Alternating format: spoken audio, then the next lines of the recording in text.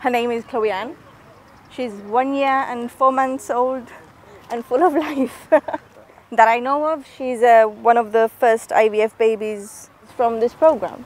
She's my life, she's my everything. I'm very grateful that I have her. She's the best thing I've had, ever will have in my life. She's my life. She is me.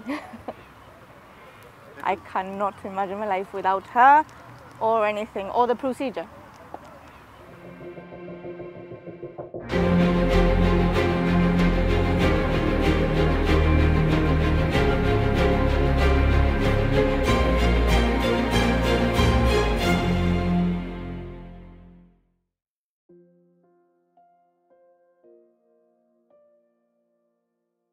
The success of our IVF program, which is another very fulfilling thing that we've been able to do, is unquestioned. We've had 23 successful pregnancies, one of which was twins, so it's 24 babies who will result out of this. And it's really transformed the lives of so many couples who were really wanting to have their own children, and now it's possible.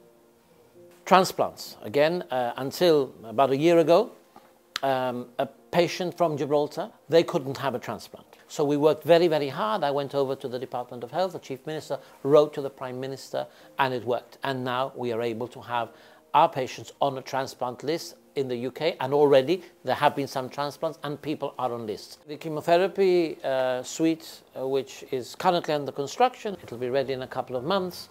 We will be able to have those patients here in St. Bernard's Hospital in a very, very comfortable suite with your family there with you, if they want to be with you, or if you want some time on your own, you can be reading a book or whatever, and having the chemotherapy there, and then you just go home and you rest. It's happening, and it's really, really wonderful news.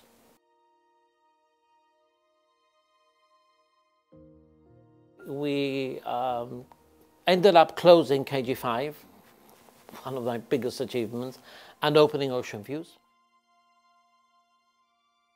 And we're developing it further. We have ideas to introduce a Mental Capacity Act.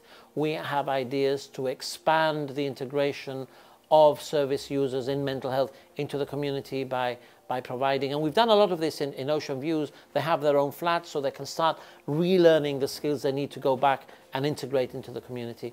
So it's been a completely different concept. This was, again, something that wasn't even being contemplated by our predecessors. They had no intention of reviewing things like this.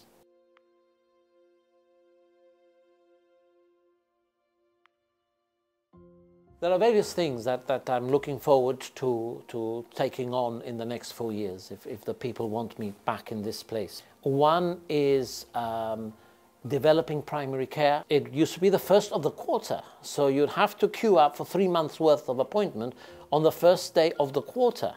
Now that was even worse. The queues at that time were much worse than any that we've had now. We need to have more facilities, and we have plans to expand that in a very significant way.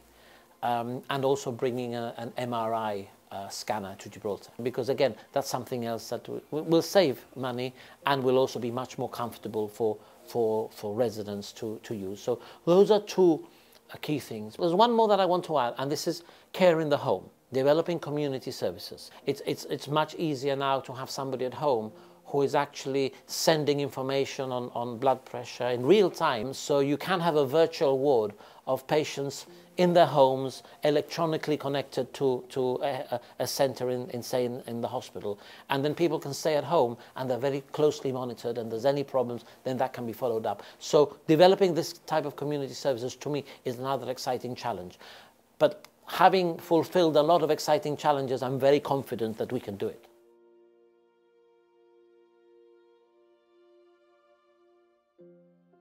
We increased the department, we have more scientists, we now have an environmental protection and enforcement unit. We have invested a lot into the terrestrial natural environment. We expanded the Upper Rock Nature Reserve into what is now the Gibraltar Nature Reserve.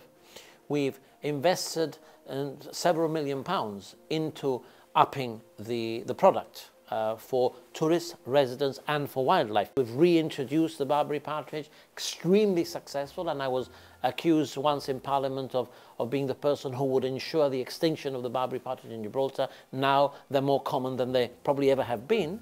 What we're doing now in the sea has never ever been done before. We've had our tuna regulations for the first time that we've managed a fishery in Gibraltar. We've also set up the Environmental Protection Unit with their own vessels, and they've gone out to sea. They've been patrolling the marine life. They've been researching and monitoring water quality. Well, I'm very, very pleased. There's a lot more to do.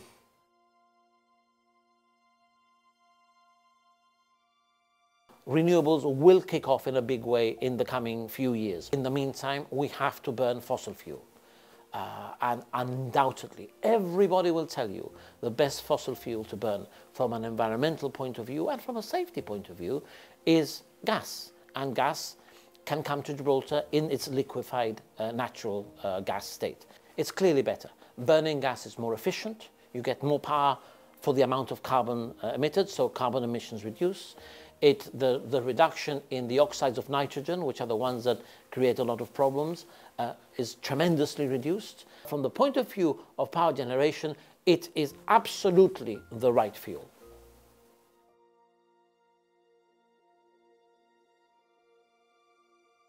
Well, the artificial reef is an example in which Gibraltar did what it was legally entitled to do within British Gibraltar territorial waters. Successfully, it's been a success. Marine life has been attracted. We've proven it. We've got photographic evidence and the studies that we've done. And the EU ruled that we had done it correctly. Now, that is hugely significant because if we've done it correctly, clearly, it's our territorial waters for us to do it. So there's a political angle, and environmentally, they said, look, these people are doing what needs to be done. So that, the removal of the artificial reef would be nonsensical and would be totally unacceptable.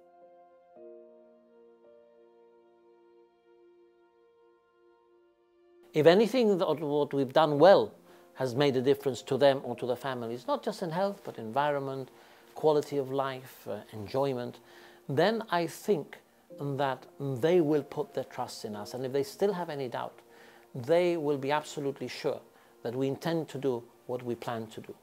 And they also have to realize that if the things still to be done, because we're there and because they know we have the energy to do it, we are the people they want to put back in, so the things still to be done will also get done.